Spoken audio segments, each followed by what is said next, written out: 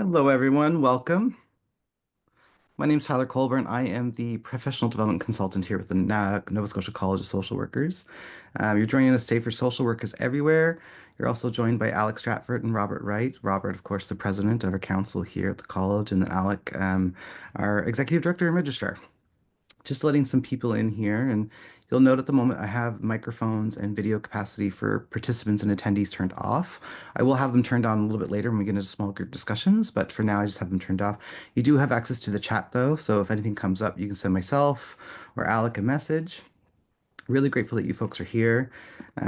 Also want to acknowledge that this call is being recorded. We won't be recording the small group discussions, but we will be recording opening remarks and our sharebacks at the end of the call. Yeah, and just really grateful that you folks are here.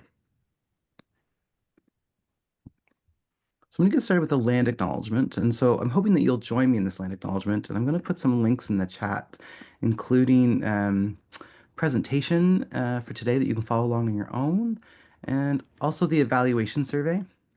Want you to have access to that at the very beginning of the call. Really helpful for folks to fill that out. Yeah, I want to just acknowledge that we are joining this call from, well, I'm actually joining this call from Dagum Cook, colonially known as Newfoundland. But the Nova Scotia College of Social Workers is located on the ancestral and unceded territory of the Mi'kmaq people.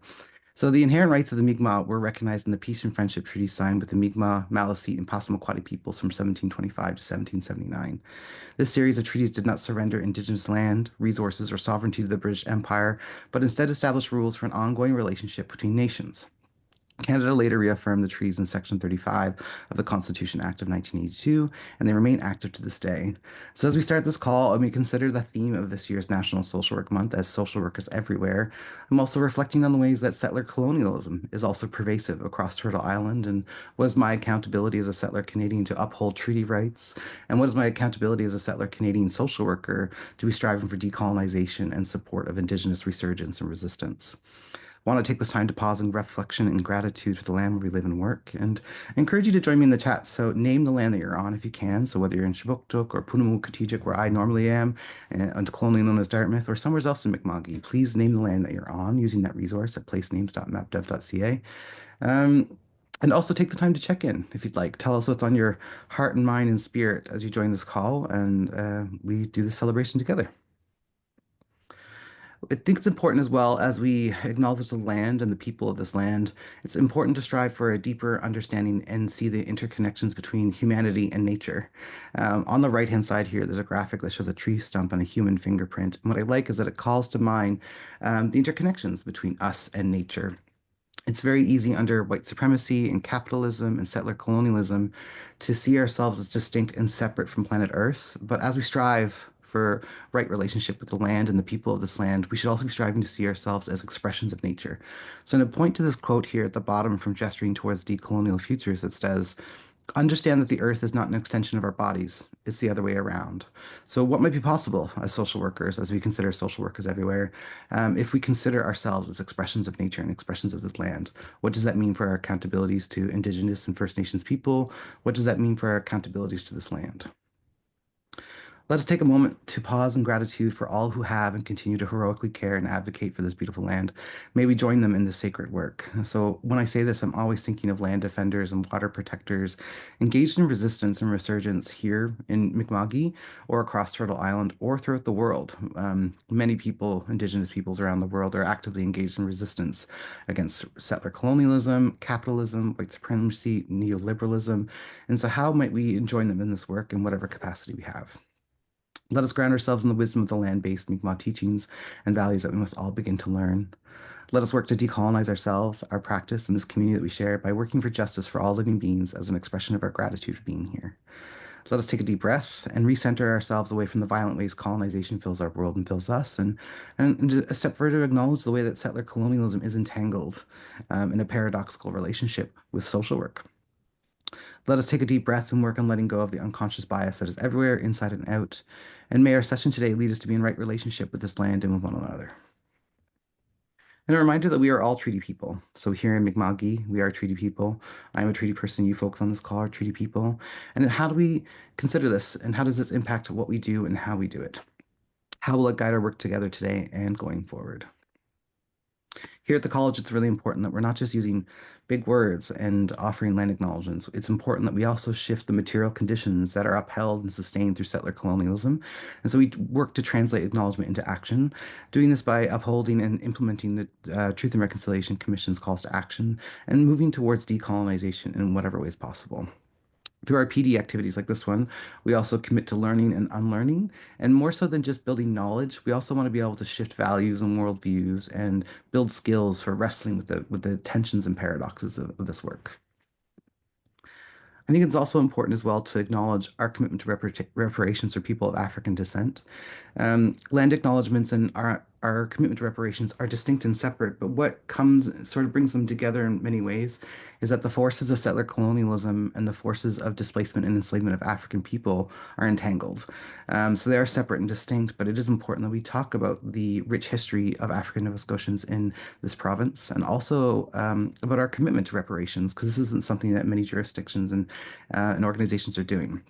For us, when we think about reparations, we're committing to restitution, compensation, rehabilitation, satisfaction, and then, of course, guarantees of non-repetition.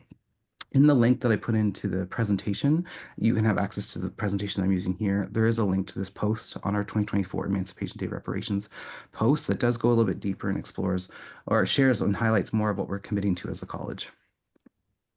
I also want to acknowledge the history of people of African descent in Nova Scotia, which is marked by resilience, contribution, and the profound influence on the province's social fabric. Thinking about the Black Loyalists and the Maroons to the Southern American Black refugees, the legacies of these communities have indelibly shaped Nova Scotia's cultural landscape. Their stories, marked by perseverance in the face of adversity, are central to our shared history and necessitate both recognition and restitution. Today is March 3rd. We are in National Social Work Month. And just recently, we were in African Heritage Month. And while it's really important and lovely to be engaged within activities and celebrations and recognitions of African Heritage Month, it's even more important to carry forward that energy and spirit throughout the rest of the year. So while we're shifting our mindsets here at the college a little bit towards National Social Work Month and celebrating social work and social work is everywhere, also want to hold on to this idea that we must continually be working towards reparations and striving for socially just practice that recognizes and honors and uplifts people of African descent. It's also important that we take a side. And so neutrality is often helping the oppressor, never the victim. Silence encourages the tormentor, never the tormented. And a quote here from Elie Wiesel. And so as we consider personal development or events or activities here at the college, it's important that we uphold, our strives for anti-oppression and socially just practice and being guided by our code of ethics and standards of practice that move towards social justice. So as we think about social workers everywhere, how do we also uphold this idea that we must take a side and take a position and work towards social justice? Today, we are going to do a check-in in the chat and just really encouraging folks on this call to engage in the chat and name the land that you're on, but also allow us to know how you're doing as we start this call. We're also going to be, I'm just going to check to see if the chat works. Yeah, it does. We're also going to be hearing opening remarks from Alex Stratford, Executive Director and Registrar, and then also Robert Wright, our Council President.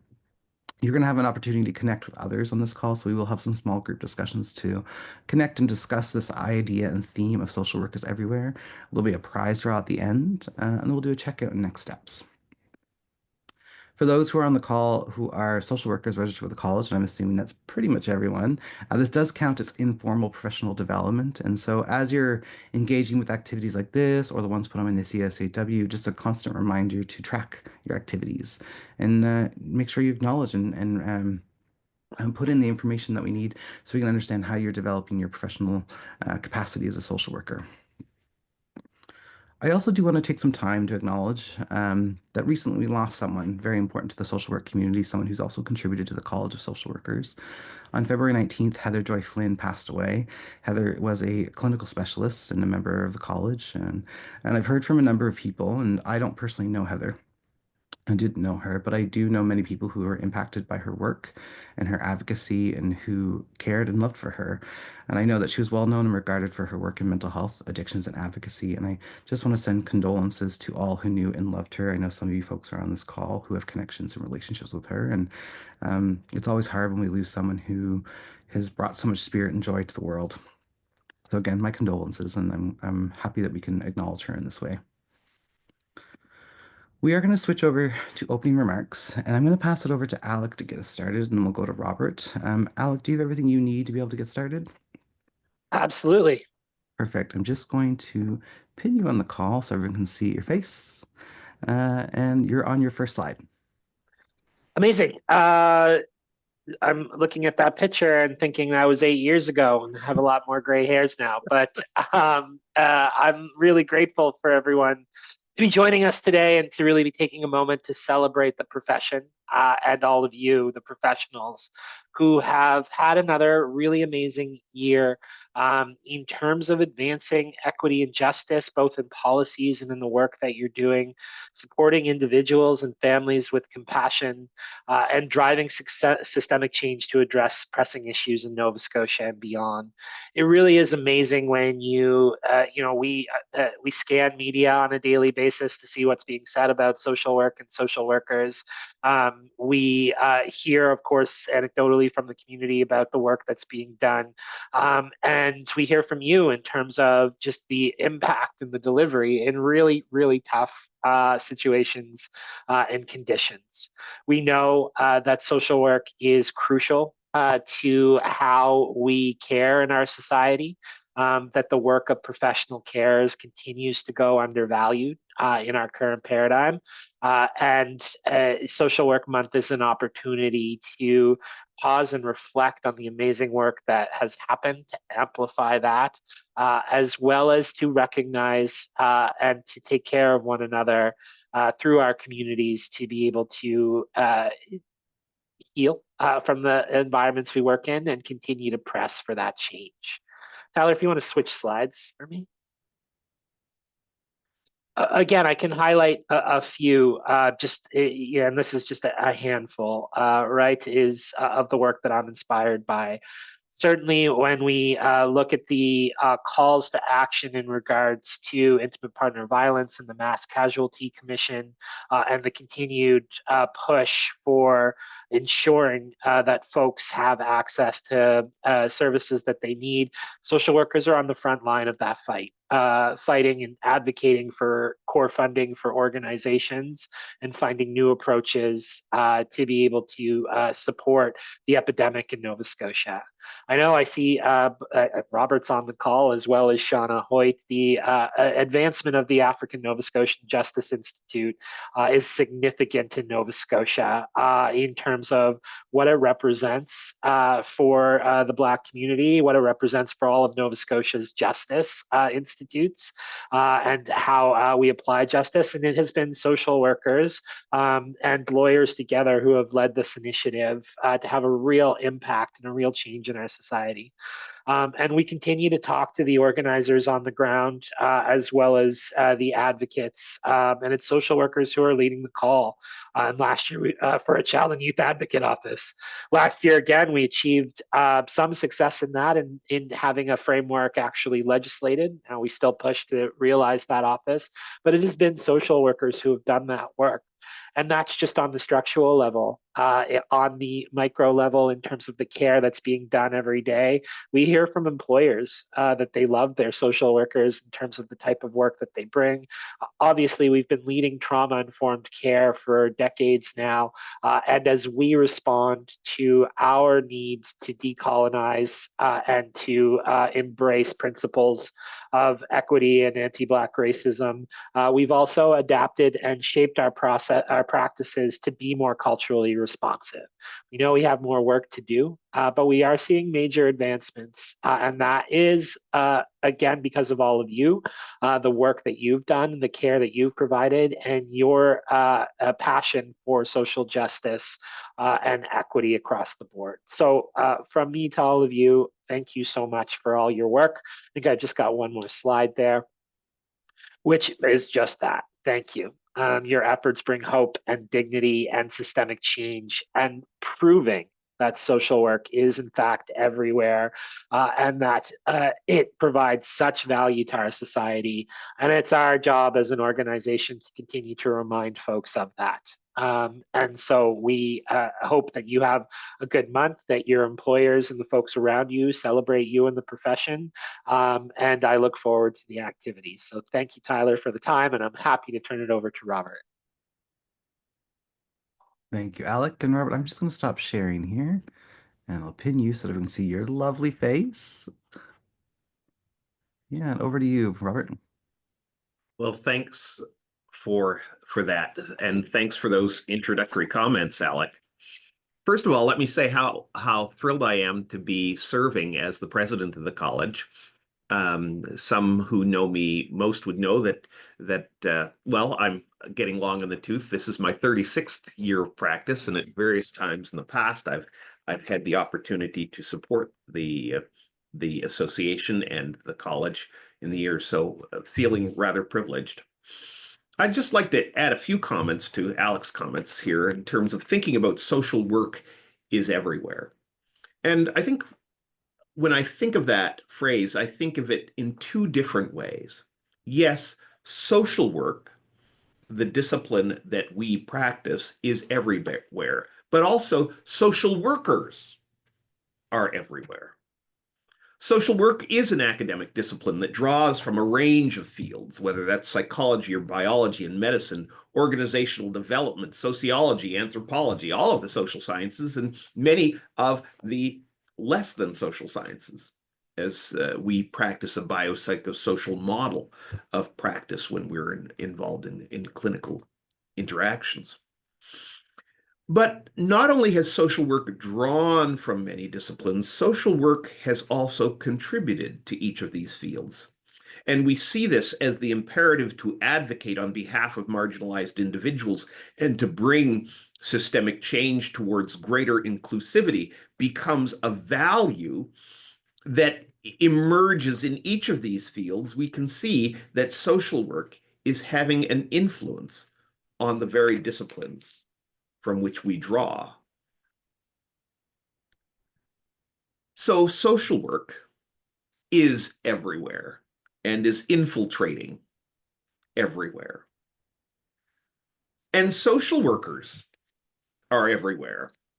I took a short moment to think about all of the roles in which I have served thus far in that 36 years, and it's ridiculous, but I have had 14 or 15 professional job locations in that 36 years.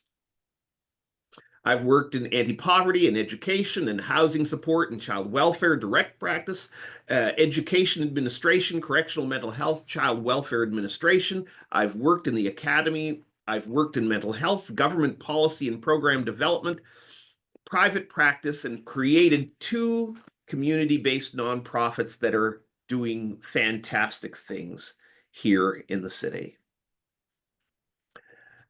So social workers are everywhere. And if we just took a poll of the people who are on this call, we could find probably 30 other locations where social workers are employed with their particular and unique knowledge, values, and skills that they draw from this profession to, again, make the world a better place in the spaces where you work. But as social workers are everywhere, social workers are not all over the place. You know, some looking at my career would say, well, Robert's been in 14 or 15, he's probably a little flaky, a little flighty. But that is not the case. And neither is it the case that social workers are all over the place. Our influence comes from our capacity to take the breadth of our education and the breadth of our experience and to focus our talents to achieve true change and advance the just and equitable society that we strive for. And Alec highlighted just a few of those things that social workers have been responsible for in building a better Nova Scotia. So I would just leave you with those thoughts that social work as a field continues to influence, and social workers as individuals who have committed themselves to this journey of work are also everywhere. And so happy Social Work Month. May you be celebrated this month and every month. Back to you, Tyler. Thanks, Robert. You're just making me reflect on, I'm late to social work. I didn't become a social worker until I was 36, and I was resistant to becoming a social worker. But your comments just now remind me of the fact, like, I've had quite a diverse career, and when I thought about what was the profession that would be the most aligned with all the random and weird and wonderful things I've done, it was social work, because it allowed me to bridge and apply knowledge and skills that I gained as a flight attendant, as a bartender, as a photographer, as a youth outreach worker, in really interesting, unique ways. So that really resonated with me, and I appreciate your remarks. And social work is absolutely everywhere. I want to acknowledge some of the activities of the Canadian Association of Social Workers, and bear with me while I just share my screen again. There we go. Hopefully everyone can see that. But yes, the Canadian Association of Social Workers has a really great campaign on at the moment for social workers everywhere, which you can visit at socialworkiseverywhere.ca. And this is a way to learn more about National Social Work Month and their campaign. Throughout the month, they're going to be sharing content and have activities. Some of that content they'll be sharing is they've done interviews with social workers from across Turtle Island in the colonial jurisdiction of Canada, from social workers who are doing really interesting, unique work. Some of the names might be familiar to you. I know they have an activity with Senator Wanda Thomas Bernard. They have a panel discussions with lots of different folks. So just really encourage you to visit that link and engage with the content and the work that they're putting out because it's really powerful and amazing. So yeah, social workers everywhere, and there's also a hashtag. So please engage with that link. I also want to acknowledge that they are doing tons of webinars this month. So from March 4th until March 28th, there's lots of content that they'll be sharing with social workers across Turtle Island. And so one of the one I really want to point out was a fireside chat on March 19th with social workers at the Senate. So Senator Wanda Thomas Bernard will be there and some other folks. And it sounds like it's going to be a really interesting and wonderful session. I'm going to hopefully make it myself. But as you can see, there's tons of content here. If you look at the link to the presentation, you can find the link at the bottom of this page for the CASW page for their webinars, but also just visit their website. It's quite prominent on their continuing education site. And I'm just hopeful that you folks on the call take time to learn from some of the content that they're sharing. We're about to jump into some small group discussions, and so I wanted to prioritize 20-ish minutes here for folks on this call to connect with other social workers.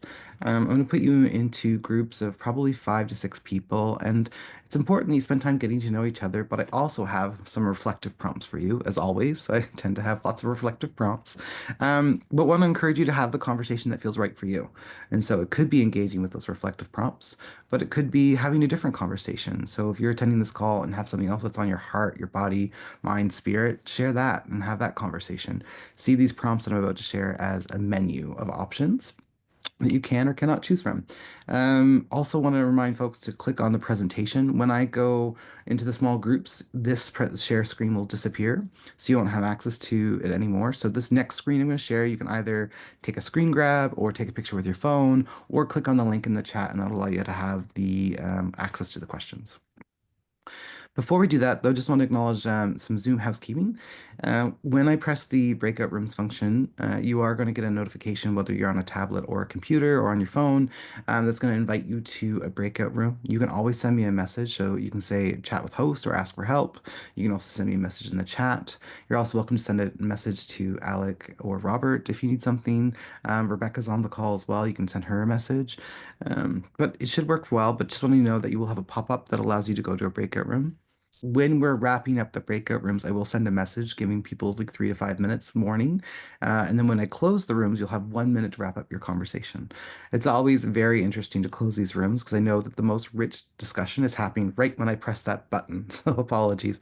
When we get back, though, I'm going to ask from 2 to 3 people just to share some of the themes and ideas and concepts that came up in your discussions. So, small group discussions, introduce yourselves, build relationships, get to know each other, and some prompts to consider. What does social work is everywhere mean for you? Do you have any examples? So both Robert and Alec and I have shared some things about how this idea of social workers everywhere shows up in our lives and our practices. So what does it mean for you? How does it show up? Jenny, have any stories or experiences as a social worker that surprised you, that were so outside and different what you thought social work could or would be? And then how do you see your identity, your professional identity as a social worker? What does that mean for you? So as we celebrate and recognize this month, we're going to be celebrating and uplifting the work of social workers and championing our professional identity. And then Final question, where do you feel social workers have impact? And so many of the people on this call might be working in health systems, you could be in community-based organizations or nonprofit, you could be working with government. So wherever your context is for practice, how do you feel social workers have impact? And again, reminder that when we come back in about 20, 25 minutes, we will do have a share back. And then also a prize draw. So hopefully you stick around. But if you can only be here for the time that you have been, great. We are recording this call and this content will be available online at a later time. Welcome back, everyone. It's always so funny to see like no cameras on because I turn them off on purpose, and then when we come back from the small groups, I'm like, look at all those lovely faces. I feel like I'm hosting a game show or something. It's like, well, now over to Julia, now over to Alec. I shouldn't be allowed to have a microphone, is what really is the theme here. We're gonna share my screen again, and I'm gonna ask for some to hear back from some folks. Bear with me here. Share. Da-da-da. Perfect. Yeah. So I'd love to hear from 2 to 3 people with your voice or with your camera and voice. What came up for you in your discussions? Any themes, ideas, or stories? And then for folks who might not want to be on camera or might not want to use their voice in this context, which is okay, would love for everyone to engage with these questions. What are you leaving with today? And how might you celebrate National Social Work Month? And to kick off these conversations, I just want to share a quote from, I believe it was Linda Wilson in our small group. And sorry, I'm not putting you on the spot, Linda, but I just think this is really meaningful. And Linda said, I'll put it in the chat. Social work education doesn't teach you what to think, it teaches you how to think. Social work is an art. And that really struck me. And so I just thank you for Linda for sharing that. It's something I'm going to be carrying forward with me after this call. Does anyone feel compelled or have energy for sharing some reflections from their small group discussions? I see some people saying, go for it, Tanya. Tanya, do you feel oh, Okay, okay, you thanks just came up. whoever gave that shout out there. We had a really great discussion, and in our group, we had already known each other for a bit, so it was nice to just kind of reconnect with people. But we're really talking about, that social work is everywhere. When we think about social work, we're often thinking about healthy people, healthy communities. So why wouldn't we be working across program? When we look at that economic, political, cultural pieces, we're going to be found everywhere. We're just talking that maybe not so much in the private world, although I know the private world contracts a lot of social workers to help them out with team dynamics, systems kind of pieces. But we're really talking about the uniqueness of social work to have that elevated perspective, right? The personal, on the community level, on the systems level. And then, of course, that social justice is part of our mandate. And we're talking a lot that other professions, of course, have the capacity to talk about social justice, but we don't see them actioning it, right? It's social work that's actioning it at all these different kind of levels. And having that collective perspective is also something that kind of makes it unique. We're also talking about sometimes the angst of your professional identity as a social worker, that sometimes we're always having to justify who we are and why we're, valuable at tables, and looking at how that can impact us, but that we wouldn't give up that lens, right? We want to have that person and environment lens. We are going to be always pushing back and struggle. And Alex, excuse me, had said something around, we're always going to be struggling because we don't fit within the dominant norm. And that is part of our work, is that struggle, but that it can be hard, right? When you're the only social worker in the room trying to put that elevated perspective lens out there and you're receiving a lot of pushback. So Bernadette was making really great conversations about doing things collectively. And particularly now that we see a lot of authoritarian politics, from the states, but also seeing it in our home province in recent weeks of what's happening within our government, trying to limit our access to things, trying to take over things, that this is the time when we really have to have that collective perspective. And the only other thing I can think of that we talked about that sometimes that social work has as an identity that other professions don't is the perseverance to continue to be involved with complex issues on complex multiple levels.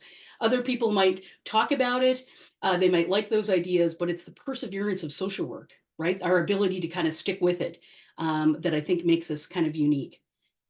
And certainly, Alec or Bernadette, if I've missed anything, or which I definitely have, feel free to chime in. Thank you for that, Tanya. And thank you to Bernadette, who said, go for it, Tanya. And then Tanya took up that call. That's so social work of you.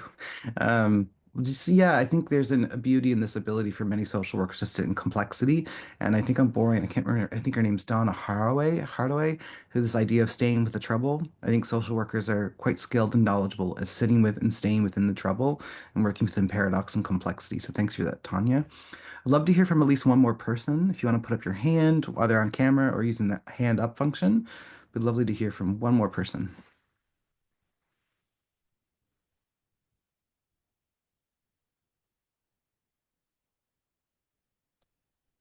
Nobody ever wants to go, so I can go. Thanks, Julia. I was in a group with Robert Wright and Marie, and Alec was with us for 2 or 3 seconds, and then he left us. But we had a great discussion, and I am about 7 or 8 years into my social work career, and Robert and Marie are many more years in than I am. So we talked about kind of being at the beginning of your social work career versus being at the end of your career and kind of looking back on it. And they gave me some wise words to kind of chew on as well. And we talked about a lot of things that happened, like things that we're building on now that started as movements before social work was even fully organized. Specifically talking about like work around domestic violence and intimate partner violence, and the women who, mostly women, but other people as well, who helped form the foundation of that work across the province, and how we're continuing to build on that work today. So it was great. Thank you for that, Julia. In our group, I shared that recently I saw on social media that the Pelvic Floor Health Institute at Cole Harbour, I think it's the institute or the organization that does pelvic floor treatment with physiotherapy, um, is hiring a social worker.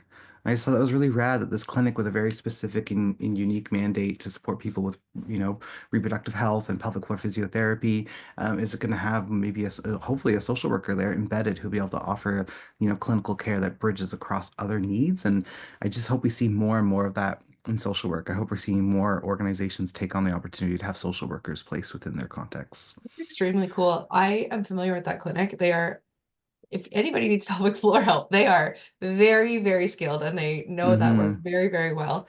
That's amazing that they're going to have a social worker there too. That's wonderful. Yeah, they're literal angels on this earth at that clinic. Yeah. Well, folks, we're going to transition towards the end of the call, and I just want to remind to put it in the in the chat. But I'd love to hear or read some messages in the chat that say, "What are you leading with today? How will you celebrate National Social Work Month?"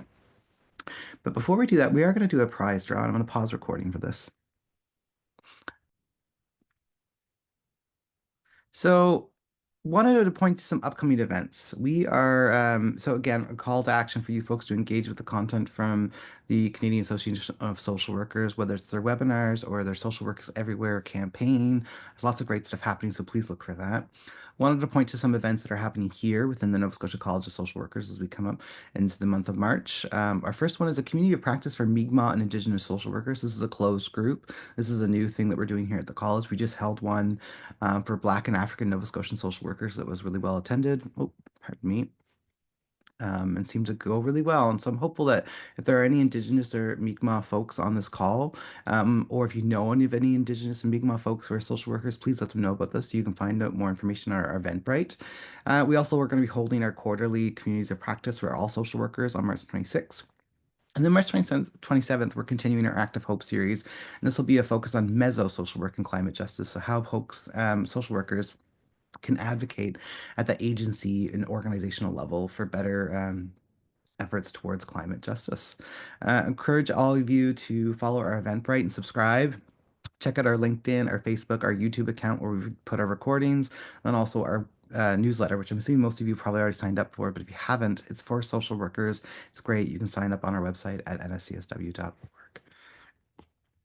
And that is it for today. Thank you so much to everyone. So much gratitude for the folks who engaged in conversation in the chat and on the breakout rooms. Much appreciation for Robert and Alec for sharing some opening remarks and to help kick off this National Social Work Month and really remind us that what is our purpose and our value in this profession as we strive for socially just communities and work, and just hope that all of you have a great National Social Work Month and enjoy this transition, hopefully from winter into spring. I will stop recording